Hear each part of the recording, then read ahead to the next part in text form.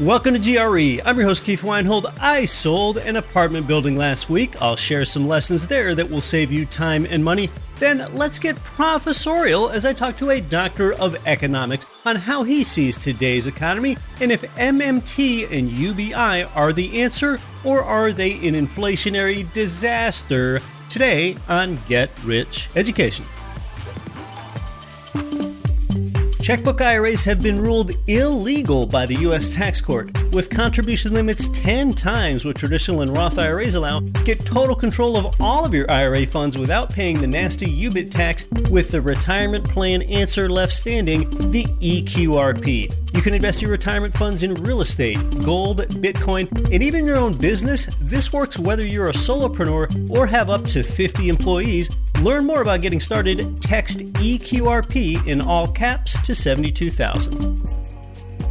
The annual Spartan Summit is on. I was the kickoff speaker at the last event. This year they are back in person, and the keynote speaker is none other than Shark Tank's Daymond John. Learn from industry experts on real estate, tax strategy, lending, and entrepreneurship. You'll also get to tour tangible turnkey income property in growing Alabama markets. It's coming February 16th to 18th in Birmingham, Alabama. Get your ticket or learn more at SpartanInvest.com today.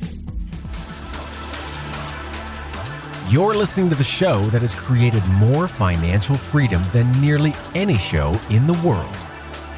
This is Get Rich Education.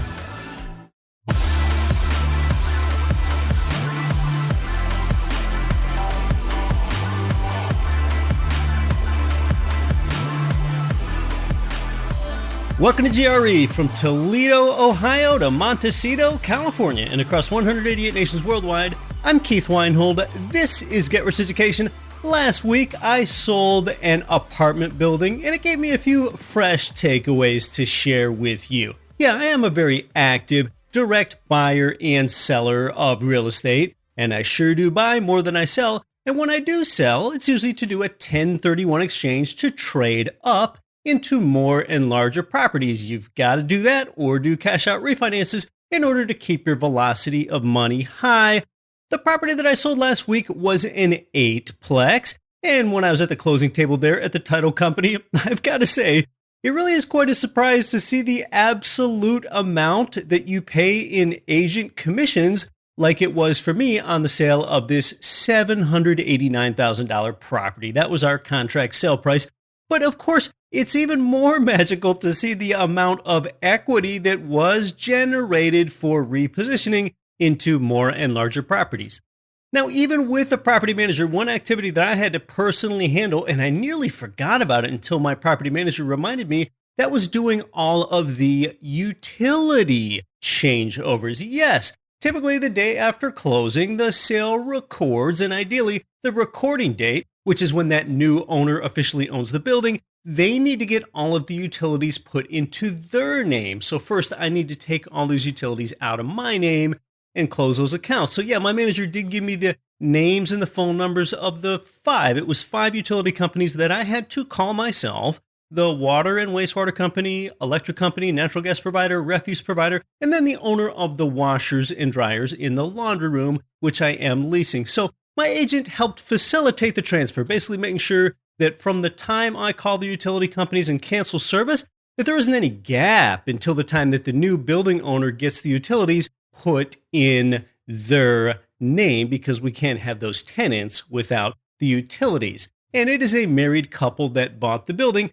One near snag in the sale was that our closing was almost delayed for the strangest reason. The title company and my agent and we all had a hard time getting the payoff amount from the bank because, of course, my old lien holder gets paid at closing. I don't know if this had to do with pandemic disruptions and labor shortages or what. So yeah, that 8-plex sale, okay, that went through. That is done. I am also selling an 11-plex, but the sale of this 11-plex fell through. I had a $940K offer, but after being in contract on this for a couple months, the seller wanted to walk away and they wanted their $9,000 earnest money back. Well, my agent and I didn't feel like they should, get their earnest money back because we had taken the property off the market for months. And my agent and I spent all this time with documentation and back and forth. And we even did a contract time extension for this buyer that was in contract for this 11 plex for $940K. And you know what? I also told my agent that if I do get the $9,000 earnest money handed over to me for all of our trouble, that I would give my agent $2K of that, even though I didn't have to. I just recognized that my agent and their team, they were inconvenienced. And by the way, that is just the way to treat valued team members in a long-term relationship. But a third-party broker ended up being the one that made the determination on who gets the earnest money, and they determined that it was going to be returned to the buyer. That's what happened. Even after leaving my agent and I hanging out there for months, we took the property off the market for this prospective buyer that backed out, and we did all these flexible things for her. So I don't know whether I'm going to go after it and pursue that 9K. I've just got more important things to do in life. I doubt I will, but we did not agree with the determination, my agent and I. But you've got to realize that in most states, it is remarkable how often the earnest money determinations go back to the buyer side. I mean, the buyer gets almost all the protections in these real estate transactions. The seller is even the one that pays the agent commissions, and that's probably because they're the ones that nearly always have the equity in the property. And so much gray area in real estate sales, gosh, it just ends up siding with the buyer, not the seller. More often than not, the buyer is kind of the little guy in the transaction. But you know what happened next? And maybe it's karma. We put the 11 plex back on the market, the one that the buyer that we were in contract with for $940K stiffed us on, and we quickly found another buyer at a $980K price. So we'll see if this one closes. And I am using the same super agent for both properties. And when he did the showings for both of these buildings, you know what he did? He even bought $25 Walmart gift cards to some of the building tenants just in order to smooth tenant relations, because he was bringing prospective buyers through their units. They wanted to walk the property to consider making an offer. So that's just really some agent attention to detail and some experience, and an agent that really gets it. So that was part of my week last week. I guess it's sort of the street part of the show, if you will. I want to pivot into academia shortly and get their, I guess, ivory tower-esque view of the economy. It's an important perspective to have from time to time, as I will interview a doctor of economics shortly. And yes, I'm not that street. I am an active real estate investor, though. But yeah, I'll never be as street as Kendrick Lamar or Biggie Smalls, Jay-Z, or Nas. In fact, the housing development that I live in is called Heatherwood. I mean, does that sound like I know how to survive on the cold, hard street or what? Yeah, Heatherwood for life. But really, though, having a humble bachelor's degree in geography like I do, it was a pretty easy major. Let's go ahead and leverage a doctor of economics to get his take on what's happening in the economy and what he thinks the economy needs. So this is a bigger picture take, and it's germane to you because this is the economy that both you and your tenants live in. So it's really about big money moves, and you care about big money moves in the economy and what the Fed is doing because you're often making big money moves yourself. You're borrowing 80% or perhaps 75% of the value of a property most times. So things like inflation and interest rates really matter to you. Now, does modern monetary theory, does that mean just print our way out of every single problem? Isn't that going to produce inflation? We're going to discuss that. A lot of people, they kind of think that the government first gets tax revenue from you, and then at that point, the government has the money so they can do things like go and pay for bridges and ports. Well, you're going to learn America and the world does not work that way. So we're getting professorial here as we take it from the streets, well, kind of, to academia.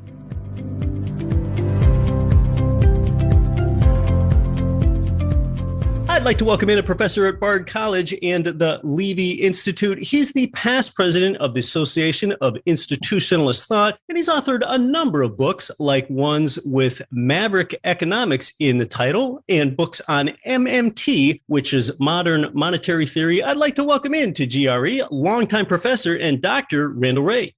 Hi, thanks for inviting me. And Ray is spelled W-R-A-Y for those listening in the audio only. Dr. Ray, I think when a lot of people think about things like modern monetary theory, they think of this ability to just print dollars endlessly and take care of our problems. But maybe before we get to that, we can address the fact that if the government can just print money, perhaps create currency is a more accurate way to say that, then why in the heck do we even need to pay taxes at all? What are taxes for? From the inception of a currency, you need to create a demand for that currency. Some kind of obligation that has to be paid to the currency issuer will create a demand for the currency. Over the past couple hundred years, it's always been taxes. When a new nation is formed, they adopt currency, US dollar in our case, and they impose an obligation in that currency that has to be paid using the currency. That creates a demand from inception of the new currency. So this is the way it's been done for 6,000 years. Now, once you've got the currency adopted and in demand, taxes can play other roles too. For example, if the government spends currency into the economy and then taxes it back out of the economy, that helps to be an inflation control measure. And then we have taxes for other purposes too. We have taxes on bad behavior, tobacco, alcohol. Sin taxes. Oh, yeah, that's right. We have tax incentives for good behavior. So you don't have to pay taxes if you buy a solar panel or something like that. Open a business, buy real estate. That's right. The final thing is that we can use taxes to try to reduce inequality, high income taxes and wealth taxes. Those are the main purposes of taxes. Higher taxes help reduce inflation because it takes some of those discretionary consumer dollars out of the economy.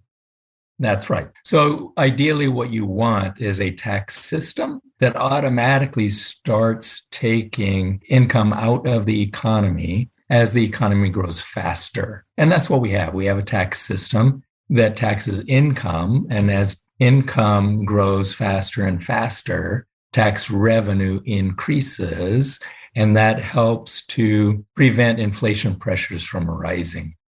Now, I'm guessing that most listeners and people at the consumer credit level, they're thinking, that's not the way I want inflation to be checked, by raising taxes on me. I know that at times you have often discussed a proposed wealth tax on billionaires. Can you talk through the mechanics and the motivation for creating a wealth tax on billionaires?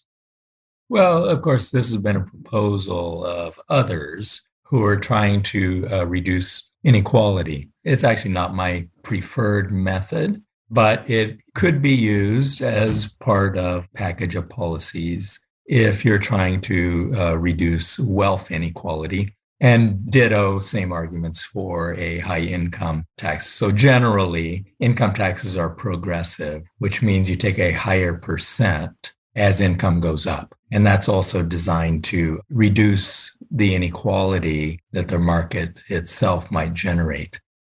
We know that there are ways to evade and avoid taxes. And so these are only partially successful, let's say. Now, a critic of a wealth tax on billionaires often would say something like, well, hey, this disincentivizes the very behavior that makes this nation great. And for people to take risks and to hire people and to innovate and do those sorts of things that moves society ahead. And of course, I guess the platitude or the thing that sounds better on the other side is something that you have stated where one can say, well, it reduces wealth inequality. So what are your thoughts on the tax system? And it's interesting. We just discussed this last week on the show on having that marginal graduated tax system or having a flat tax. What are your thoughts there? Almost all economists do support the idea that taxes should be linked to ability to pay. That leads to the conclusion that a progressive tax probably is preferred. If you take the tax system as a whole, in the United States. It is not progressive. And it approaches a flat tax in reality because we have a wide variety of taxes and many of them are regressive. At the state and local government levels, the tax system is regressive. The lowest income people pay about twice the percent of taxes as high income people.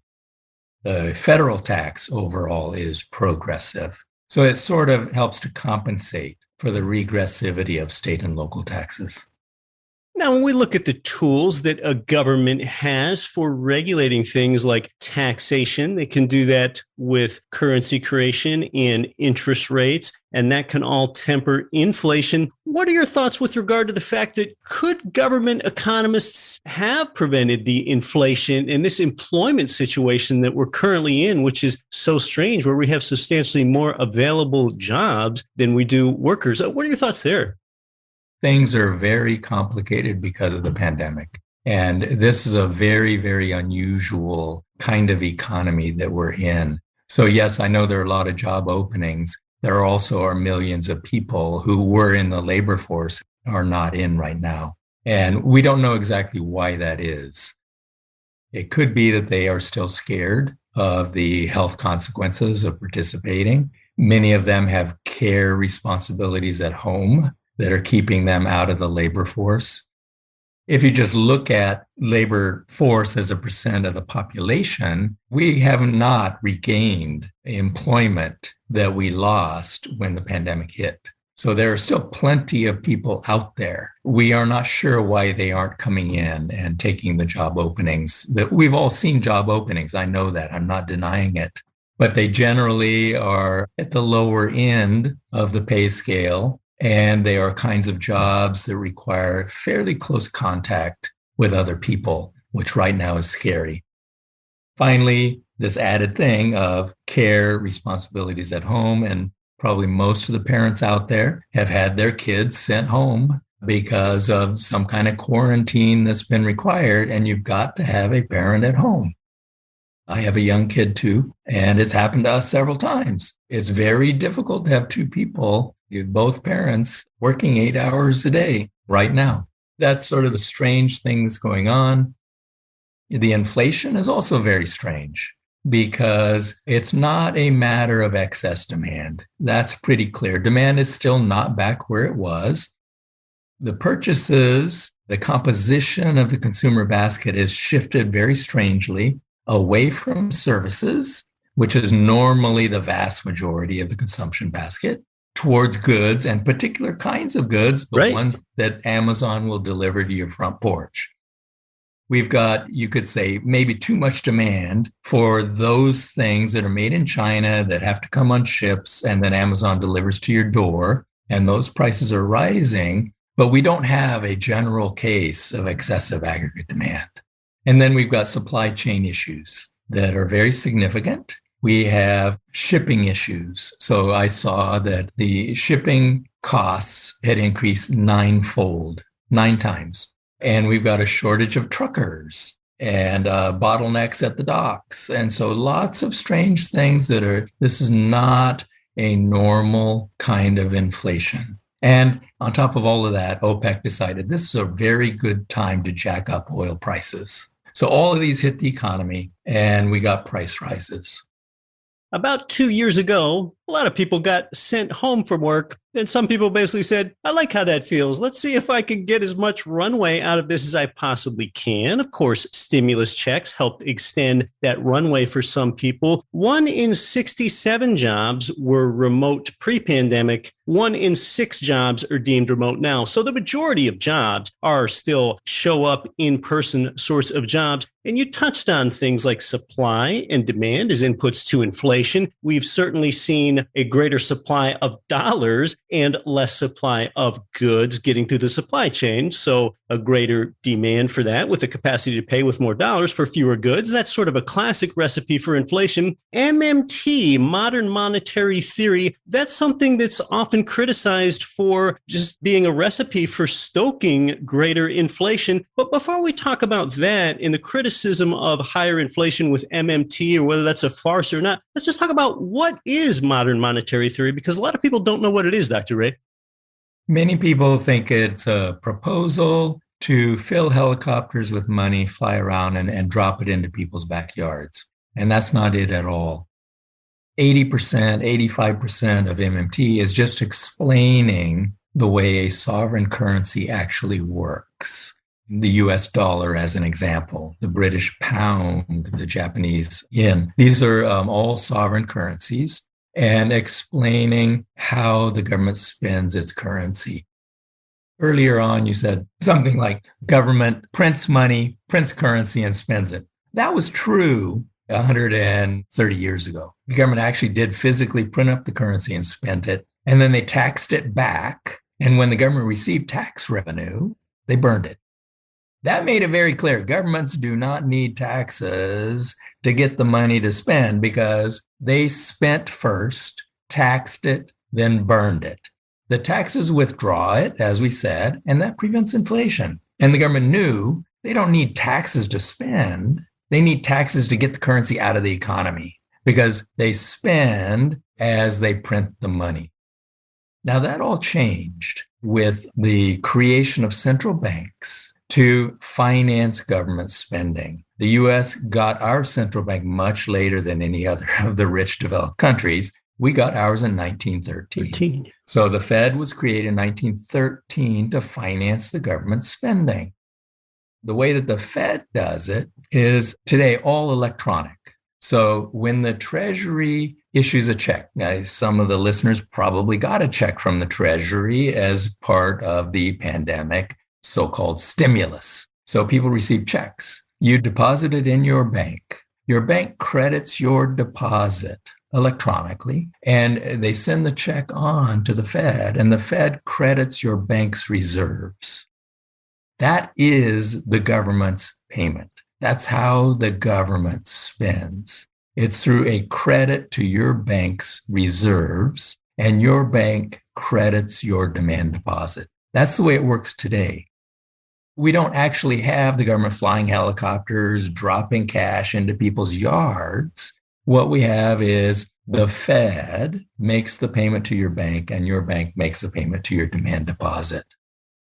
Taxes just reverse that. So when you write a check to the IRS hands it over to the Fed collects it by debiting your bank's reserves, and your bank debits your demand deposit account. That is the modern equivalent to burning the currency. They don't receive notes back and burn them anymore. They just debit your bank account. This is the way it works. This is a description. I'm not giving you a policy recommendation. I'm telling you how it works. And if, it's just a keystroke credit of reserves to your bank, can the government ever run out of keystrokes? No. The answer is no, as long as one person at the Fed still has one finger so that they can stroke some key, the government cannot run out. Now, what can we run out of? Stuff to buy. So government is resource constrained. The problem is the government is not financially constrained, it's resource constrained. So in theory, the government could just keystroke away, just keystroking, compete away all the resources from the private sector, driving up the prices, and the private sector is left without the resource because the government can always win the bids because it doesn't face a financial constraint, but everybody else does. But fortunately, we do constrain the government. The government has to have a budget. Congress has to agree. The president has to sign it. That authorizes the spending. That's how we constrain the government, to make sure that they don't spend beyond our resource capabilities. That's the check on the government. Keystrokes don't build 1,000 bridges or fill all the potholes in Philadelphia or so on. Keystroke accounting can't do absolutely everything. When we talk about a short, simple definition of MMT, how do you like to describe it? Government that issues its own currency, that imposes taxes in its own currency, and spends by issuing its own currency can never run out.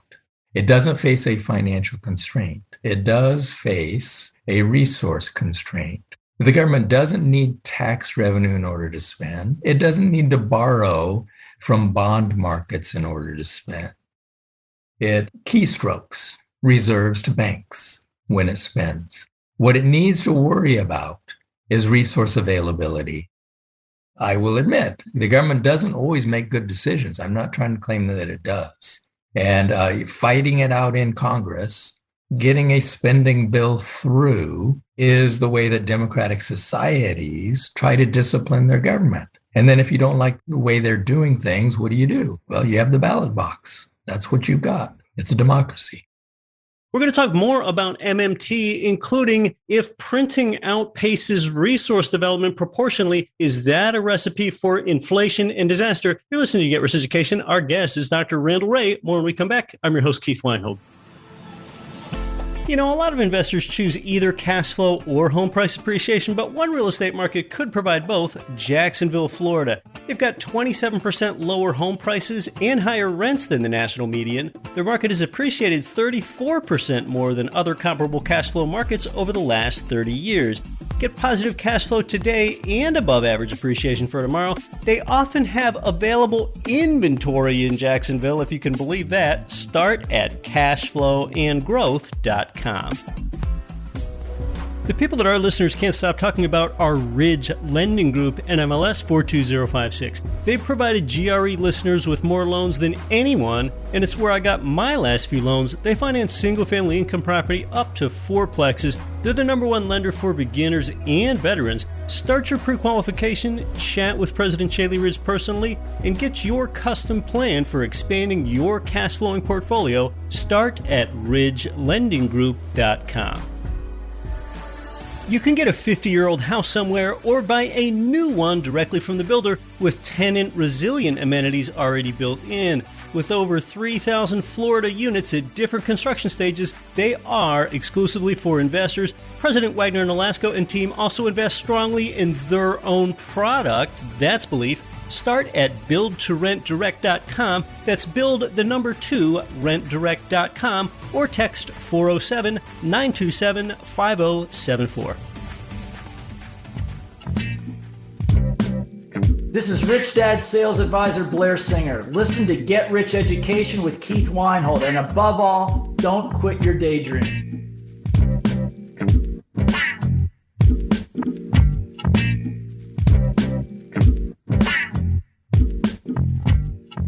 Welcome back to Get Rich Education. We're talking with Dr. Randall Wray about MMT, modern monetary theory, this ability or desire for a government to print if they control their currency. You can learn more about Dr. Randall Wray at levy.org, levy.org.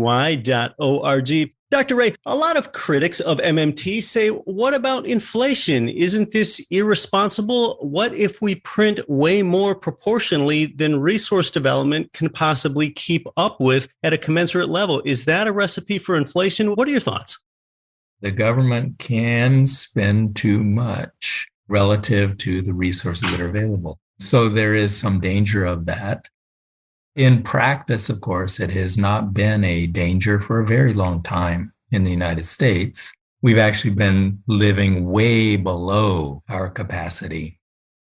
I don't want to get too technical, but if you go back before 1990, the U.S. economy typically would get up into the 80% and above capacity utilization rate. In the last 3 decades, in economic booms, we only get into the 70% range of capacity utilization, which means we could have produced a lot more than we did. So there really wasn't any inflation danger, and there was no inflation. In fact, we were operating way below capacity. We could have been spending more. Now, because of the pandemic, again, things are kind of messed up out there on the supply side of the economy. And we do need to be careful now as we plan for new government programs and be careful about exceeding our capacity, because capacity has declined actually because of the pandemic. And it'll take time for us to build it back up. Yeah, we're talking about being less productive. I don't think economics is as simple as a lot of people make it out to be. For example, about 12 years ago, we had the beginning of quantitative easing cycles, which is huge monetary stimulus into the economy. A lot of people predicted that that was going to bring high inflation, but it didn't, at least on a consumer basis with the CPI. The Fed couldn't even hit their 2% target despite all of this currency creation or printing that took place. I think what you're telling us now is that with all these new dollars being introduced into the economy with stimulus programs, perhaps the inflation is being masked with the effects of the pandemic. So I guess my point is, does more printing in an MMT style setup, does that have to lead to inflation? Or how do we thwart inflation with more currency creation? So let's be clear. Modern governments only spend one way. It is always keystrokes. There is no alternative to this. It's the only way they spend. Well, if they print money and spend, it's more inflationary because it's the only way they spend. Although it's not printing money, it's keystroking reserves into the banking system. We do need to be careful. It depends what the government is spending on also. That's very important. The proponents of MMT prefer to have government spending carefully targeted. You want to target it to increase capacity. You want to target it to improve our nation's infrastructure. We need better bridges. We need better transportation systems. We need to deal with climate change. Those kinds of spending are going to actually reduce costs and reduce price pressures, which is something Biden has been claiming. And it's true with the caveat that it takes a while to get these things in place where they will do a good job of reducing price pressures. It's not something that can be done overnight. Another thing that MMT advocates is targeted spending on the unemployed. So in other words, rather than mailing checks to everybody in the United States, which is what both President Trump and President Biden did, we wanted targeted spending. Look, let's spend money helping the people who actually lost their jobs.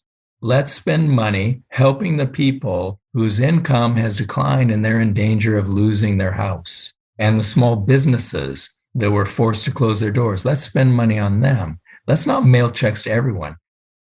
From the very beginning, I was a bit worried that these checks would be held by people like me who did not lose a single paycheck because I could work at home. And as you said, most Americans didn't lose their jobs and many were able to shift to working at home.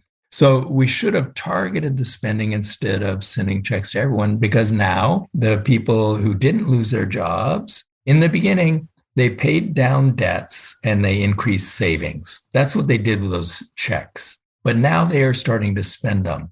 And so they are putting demand into the economy when we have problems on the supply side. And that has added to the inflation pressures.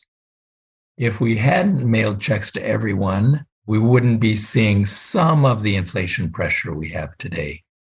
Now, when we talk about mailing checks to everyone, some people wonder, gosh, is this basically a template for UBI, Universal Basic Income? And I think of an example of Universal Basic Income as a government that sends every single citizen in the United States of an adult age, say perhaps $2,000 a month. Some people are concerned that that would be a recipe for inflation. However, you have a lot of people on the other side. You have proponents of UBI saying that, well, wait, we would go ahead and use that to offset some of the existing government programs, like, say, do away with Social Security and just implement UBI, because you bring up the term targeted spending, and that would help people target their spending better. So what are your thoughts with regard to UBI, Universal Basic Income, and how these recent stimulus checks sort of set up a template for just paying everyone an income just for existing? I am very worried about the inflationary consequences of UBI. If UBI really is providing a basic income that is enough to have a reasonably decent American living standard, even if you do not work, and everyone is going to get this payment, we're talking about a huge boost to demand of maybe up to 50% of GDP. Depending on how generous the checks are. That is a very big boost. People are worried about the Green New Deal. Even Bernie Sanders' Green New Deal is 5% of GDP. Generous UBI would be 10 times as much as a very broad-based Green New Deal, Bernie style. It's just, to me, unfathomable that that wouldn't be inflationary and much, much more inflationary than anything Biden has been talking about doing. So I don't support that. There are some people who cannot work. There are some people who will not work. There are some people who should not work.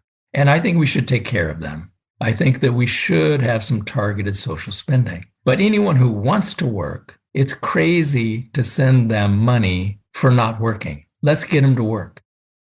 Anyone who wants to work should have access to a job. So I would much prefer that we limit the sort of UBI sort of thing, people who cannot, will not, or should not work. Everybody else ought to be working, and they want to work. So why send them a check instead? I would rather have targeted spending to create jobs for the people who want to work. The total spending on that is going to be between 1% and 3% of GDP for a jobs program. It's so much smaller than a UBI because it's targeted to the people who want to work but who do not have jobs. That's a relatively small part of the population. Instead of mailing a check to every American, whether they're working or not, that's a crazy policy, I think. We see how a template for UBI with these stimulus checks has already reduced productivity and the will to work and our productive capacity. That has been a recipe for inflation. So it's interesting. In a sense, we got a taste of what it might be like, although the pandemic is that X factor as well. I guess really in conclusion, what do you think should be done for the best monetary policy? And why don't we just talk about things like full employment and stable prices, which is in fact the dual mandate of the Fed. What really is the best solution forward as we're here in still a pandemic world with high inflation? Full employment and price stability. That has been the motto of proponents of MMT for the past 25 years when we started creating this approach. That is precisely our motto. Looking at the full employment part, instead of welfare, instead of UBI, we should have a job creation program. Universal, takes anybody who wants to work where they are with the skills and education that they have. And then we try to upgrade those on the job. The best place to gain skills is on the job. So we give them jobs, we have them do useful things, and we pay them decent wages. So that takes care of the full employment part. Our argument is that, we've been going about this the wrong way. What we've been trying to do is pump up the economy, get it growing fast enough that the private sector would create jobs for all the people who want to work. And our problem with that is that we always will hit an inflation barrier before we get to full employment. What we prefer is the recognition that it's not the private sector's job to create jobs for everyone who wants to work. The private sector's job is to be profitable. They should only hire the number of workers that they need to produce the amount of output they think they can sell at a good enough profit in order to induce them to do that. And there's no reason to believe that that's going to guarantee a job to anyone who wants to work. And in fact, it doesn't. We never get to that point. So let's go about it a different way. Let's let the private sector hire everyone they want to hire. And then let's create a job program for the other people that are left behind. And that will help to stabilize the economy. When the private sector wants to hire more, they can always recruit workers out of these job creation programs. When the private sector wants to lay workers off, that's fine. They can go into the program, and that will help to stabilize employment. We'll stay at full employment, whether we're in an expansion or a recession. It will help to stabilize consumption, which stabilizes GDP because consumption is the biggest part of GDP. And it will also help to stabilize prices and wages. When the economy is growing fast, workers can always be recruited out of this program at a slight markup over the program's wage. And the employers know where to look for workers because they're working in this program. You don't have to go look among the unemployed and try to guess whether they're going to be good workers, whether they're going to show up on time, sober, because you can recruit out of the job program and you can have the work history of the potential recruits so that you have much more certainty about whether there's a good match there. So that's the sort of approach we would take to both full employment and to wage and price stability. And that promotes and preserves free market competition because the private sector certainly isn't obligated to hire anyone. How is that job program funded? In the same way, the government funds every program. Keystroke credit to bank reserves, and then banks crediting the deposits of the workers. We have fleshed out all the details. How can you ensure that the payments actually go to the workers? Well, they've got Social Security numbers, so you can match those to ensure the right people are receiving payment. And who's going to run the program? It needs to be federally funded because only the federal government can afford this sort of a program. But there's no reason for it to be run by the federal government. We just need to have process of approval of projects, of project management, and then ways to ensure that we don't have fraud. We talk about Dr. Randall Wray's recipe for full employment and stable prices in an uncertain economy where we have had higher inflation lately. Dr. Wray, if someone wants to learn more, what is the best resource in which one can engage with you? You already mentioned the Levy website, so there is a lot of material there. Let me just give another thing that's written more for a popular audience, and it's a place where you can actually engage with one of the other founders of modern money theory, Bill Mitchell. His blog is called Billy Blog, Billy blog. It's all one word. He's an Australian. He writes every day in his blog, and he covers just about every topic you could possibly imagine. People can comment on the blog. They can ask him questions. They can disagree with him. And I think it's a very good introduction to MMT. For people who don't want to read academic papers, the Levy website has a lot of policy-oriented papers that will, talk about the MMT approach. And just recently, the president and I, Dimitri Papadimitriou, just did one on the Fed and inflation expectations, and arguing that the Fed should not be raising rates. So if anyone is interested in that topic, our newest paper looks at that. Not raising rates. That really is interesting, given the more recent Fed decision to potentially be doing that sooner next year. So Dr. Randall Wray, it sure has been enlightening. Again, if you want to learn more, you can learn about him at levy.org. Thanks so much for coming on to the show. Thank you.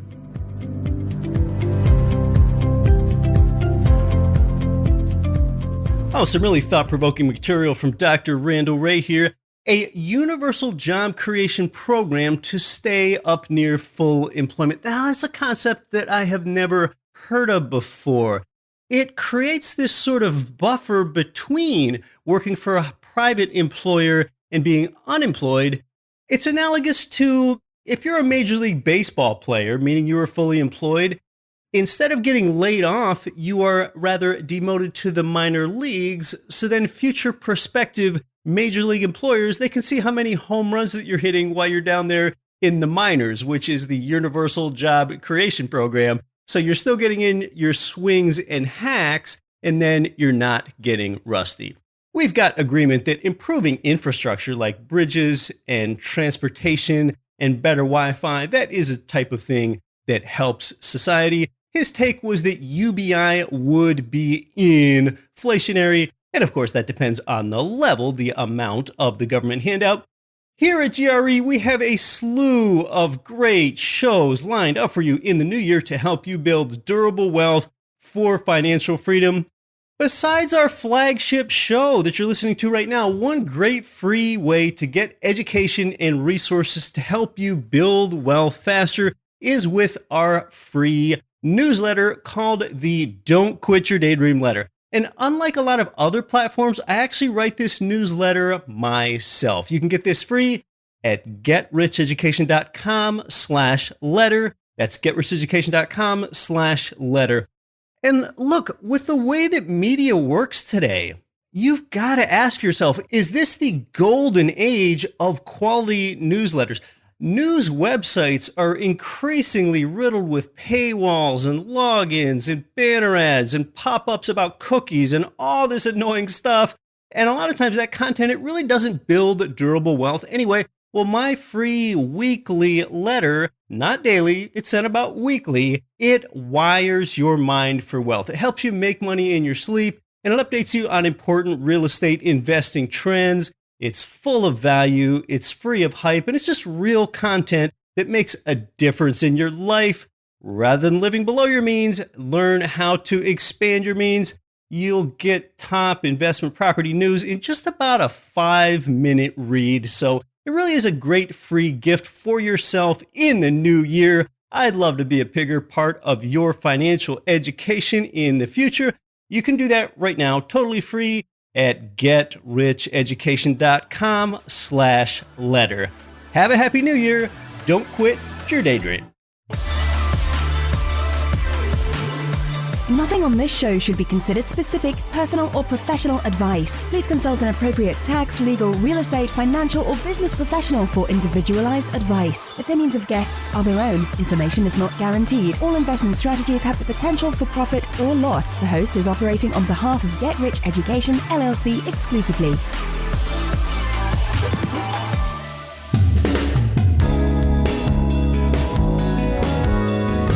The preceding program was brought to you by your home for wealth building, getricheducation.com.